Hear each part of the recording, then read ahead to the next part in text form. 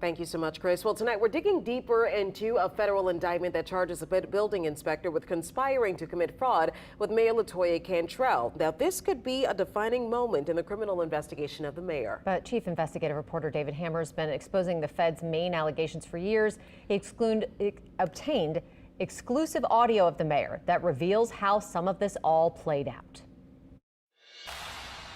Friday's federal criminal indictment alleges Randy Farrell and his building inspection company IECI started collecting bribes from unlicensed electricians in 2018 in a scheme to get them permits and approve the safety of hundreds of their jobs on homes and businesses across New Orleans.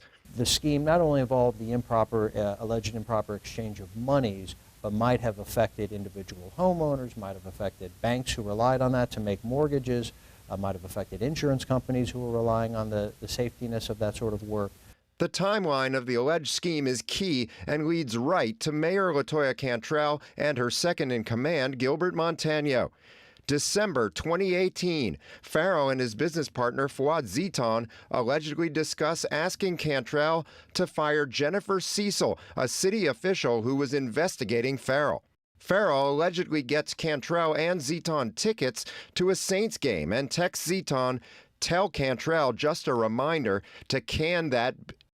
January 2019, Farrell allegedly buys Cantrell 17 tickets to the NFC Championship game between the Saints and Rams, worth almost $6,000.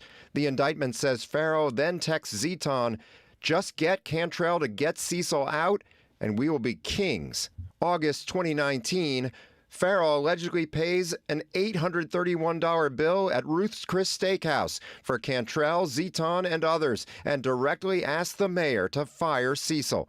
A few days later, we got secret audio of Cantrell meeting with safety and permit staffers. You can hear Farrell's close associate, Chief Building Inspector Larry Chan, complaining about Cecil to the mayor. So since Jennifer Cecil is the backbone of charging me with things, and the directors, both directors signed off on it, who do I go to if I want to speak to against her?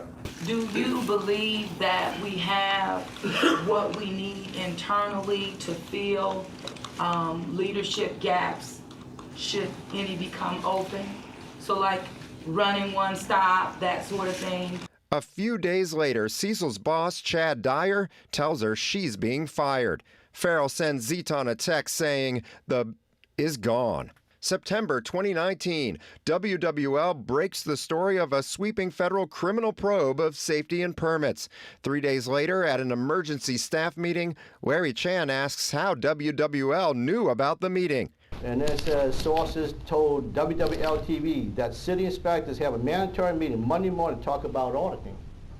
Wow. Wow, man, I said, man, we must be famous. It's out there. December 2019, Farrell then allegedly buys an iPhone for Cantrell worth almost $1,600. Ziton texts Farrell a photo of him with Cantrell and her family at Lakeside Mall, and Farrell texts Ziton to tell Cantrell, "Merry Christmas." December 2023, in an exclusive interview, WWL anchor and investigative reporter Katie Moore asked Cantrell about her dealings with Farrell. I guess, did he ask you to get rid of certain people in the department to make his life easier at any point?